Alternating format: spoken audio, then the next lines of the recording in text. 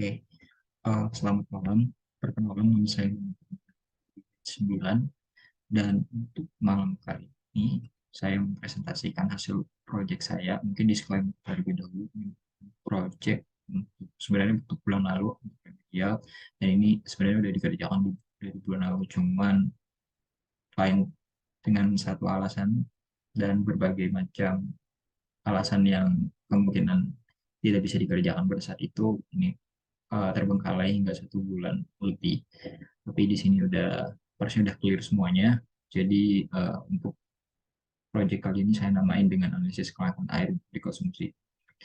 Sebagai pengantar sebenarnya tidak terlalu penting. Maksudnya ini sebagai pengantar dari kenapa jadi milih data ini dan kenapa jadi memproses ini. Ya pada intinya adalah air yang sebagaimana 2/3 dari struktur bumi. Tapi di satu sisi kita masih banyak kekurangan air yang dikatakan layak gitu. Jadi di sini merupakan analisisnya, dan ini merupakan pengantarnya bahwa sebaran kurang air bersih di dunia itu masih kurang. Bisa dilihat dari grafik, di mana semakin memerah itu semakin kurang bagus untuk air sendiri. So, di sini juga ada rinciannya terkait keperluan dan lain-lain sebagainya. Ada juga dengan kasus di Indonesia, itu nanti bisa dibaca sendiri dan ini nggak mungkin dalam waktu 10 menit bisa dijelaskan. Mungkin langsung aja berangkat dari latar belakang tersebut.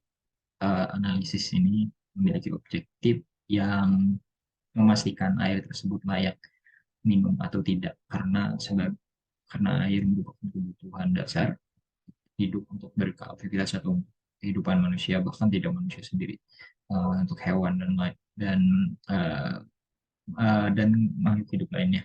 So, data-data yang saya dapatkan ini merupakan data dari Kaggle, jadi bisa dibilang datanya cukup bersih dan mungkin ada beberapa missing value dan lain sebagainya. Nanti bisa dijelaskan di section selanjutnya. So, dari data analisis tersebut, dari data historis tersebut kemudian dijelaskan dengan kolom potability sebagai apa? Sebagai yang Y-nya atau sebagai label dari yes dan no-nya. Jadi kalau misalnya yes itu merupakan data tersebut apa? Sorry, bukan yes dan no, tapi 1 dan 0. Di sini ada dijelaskan dari informasi datasetnya ada 9, bukan 9, lebih tepatnya ada sekitar 10 fituran kurang lebih, dan hampir semuanya digunakan dalam proses analisis. Ini yang saya sebutkan tadi, potability sebagai labelnya, di mana data tersebut mengandung 0 dan 1, di mana jika 0 itu dikatakan potable atau, dan di sisi lain 0 sebagai not potable. Oke, langkah awalnya seperti biasa, kita mungkin pre-processing dan exploratory data dulu. Ini udah dijelaskan, mungkin udah tergambar juga bahwa ini imbalance ya, data buat labelnya, di mana data yang not potability itu lebih banyak dibandingkan potability, dan masing-masing ini juga memiliki missing value di setiap fiturnya dan cukup gede. Jadi walaupun sebesar tidak sebesar 50%, tapi tetap ini berpengaruh. So, treatment yang saya lakukan adalah mengisinya dengan median agar distribusinya mungkin tidak bergesernya tidak secara signifikan dibandingkan dengan fill width mean atau dengan rata-rata, karena takutnya rata-rata ada nilai outlier yang sebagai memperbesar nilai yang diisi dengan rata-rata tersebut. Di sini ada box plotnya, most likely ada outlier, tapi saya putuskan untuk tidak menghapusnya. Lagi-lagi ini project di bulan sebelumnya terbengkalai dan saya lupa mengumpulkannya. Jadi mungkin jika memang ada kesempatan untuk mengerjakan yang lebih proper, mungkin akan saya kerjakan. Yang jelas ini adalah hasil visualisasinya. Baik itu potability ataupun non-potability memiliki distribusi yang kurang lebih sama. Dan secara persebaran pun juga dapat dikatakan baik itu not potable atau potability hampir dibilang distribusi normal. Eh, mungkin ada yang distribusi normal atau yang tidak distribusi normal, atau skewness-nya itu ke kiri, left itu solid, dan ya di solid baik itu di yang 0 di 1 itu skewness persebaran datanya lebih ke arah ke kiri gitu. Dan di sini ada correlation plotnya, bisa dibilang tidak terlalu kelihatan, bahkan tidak nampak sama sekali, dan bisa dilihat dari nilai korelasinya. Dan mayoritas di bawah 0,5 bahkan 0,3 pun hampir tidak ada yang mencapai tersebut. Jadi bisa dibilang data ini bisa dikatakan bagus, bisa dikatakan juga tidak bagus karena hampir tidak ada korelasi. Walaupun korelasi bukan kausality. Terus langkah selanjutnya saya juga melakukan clustering di mana kita menggunakan linkage method yang diuji ada average, single, complete, dan word, dan dihasilkan bahwa word itu lebih bagus hasil resultnya. So, kita apply untuk ketiga model itu baik Elbow method, Shield method, dan Gap statistic method dengan word tadi karena nilainya hasil lebih besar. Baik ketiga metode ini penentuan K optimalnya itu berkisar di dua, baik itu yang turun secara signifikan atau secara silhouette itu lebih paling tinggi nilai average silhouette width-nya, dan untuk gap statistiknya itu penurunan paling signifikan itu jika di dua.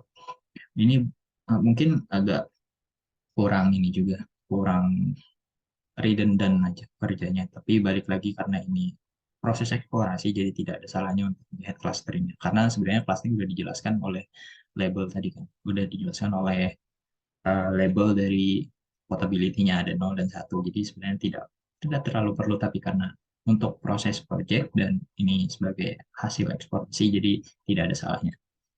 Dan ini ada hierarkinya, tidak terlalu penting, dan mungkin kita lanjut ke model klasifikasi.